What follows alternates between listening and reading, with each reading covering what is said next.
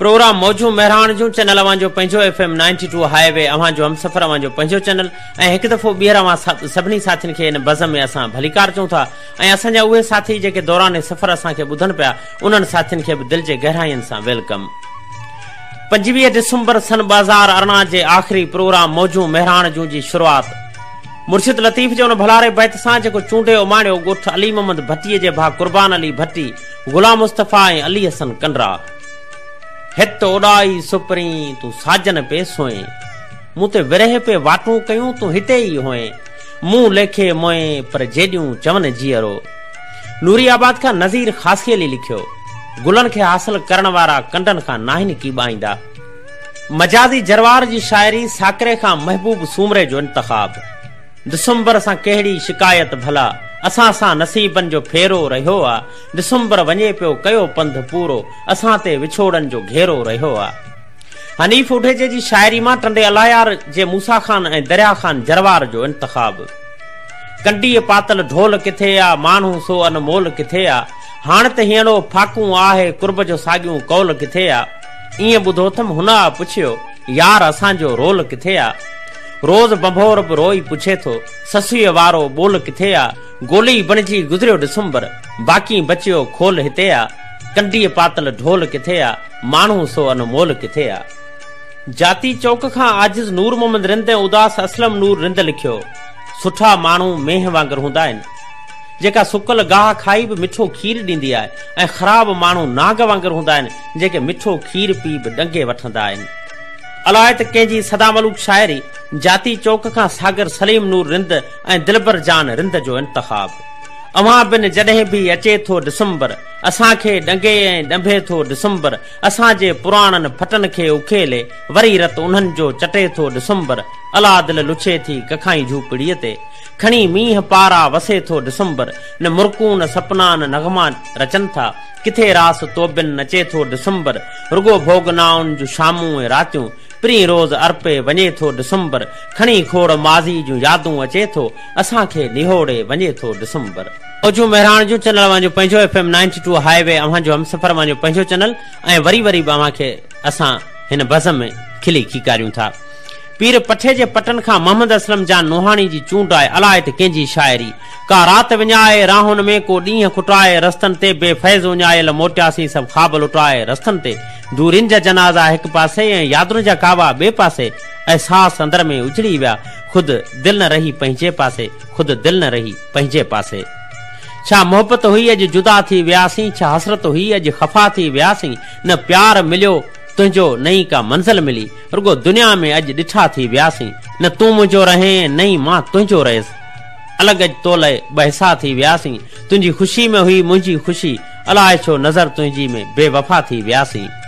इहे शाइरी उमाणी हुई अब्दुल हुसैन रिंद सदाम हुसैन रिंद जाती चौक खां ऐं 36 मैल सुपराहिब खां सागर शहज़ाद जागीरानी जो ई गज़ल चूंडियो माणियो।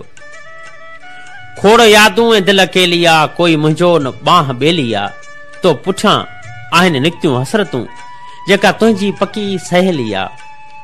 आऊं आहियां कखनि जो रहवासी प्यारा हा तुंहिंजी वॾी हवेली आ। पाण एॾो सजाए आई आ कुंवार ॼणका नई नवेली आ कंहिं बि ज़िद तां नथी लहे शहज़ाद मूं जियां मुंहिंजी दिलि हठीली आ।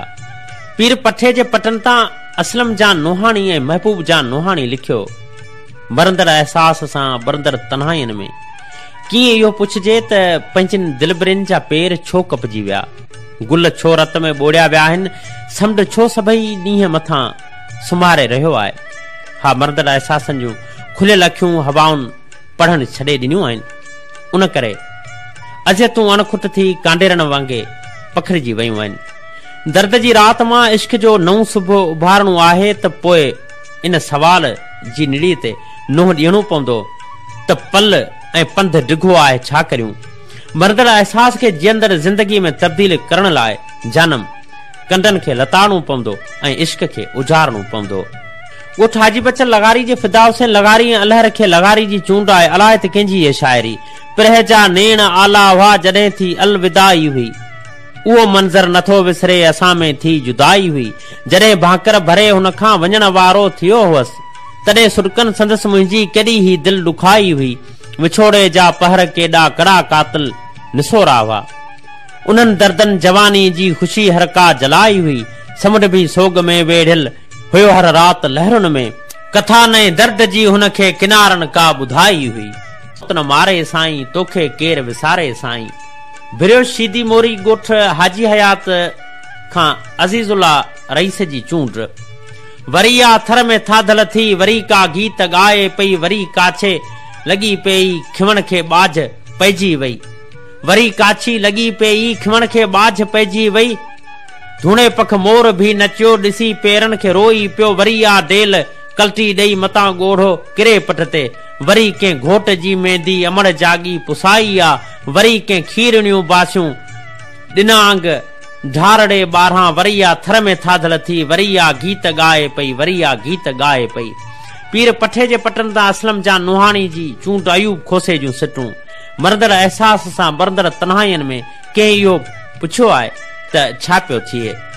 नुहाणी ग्रुप पीर पठे जे पटनि ताईं महबूब अहमद नुहाणी ऐं लतीफ़ जा नुहाणी जी चूंड ही सिटूं। भले तूं जफ़ा कर वफ़ा पिया कंदासीं। पंहिंजो फर्ज़ प्यारा अदा पिया कंदासीं। तूं चाहीं न चाहीं का परवाह नाहे। तोते दिल निछावर मिठा पिया कंदासीं। कंहिंखे दिल सां चाहिण अगर जे ख़ता त हर बार अहिड़ी ख़ता पिया कंदासीं। तूं भले बेवफ़ाई कजां पियो सदाई।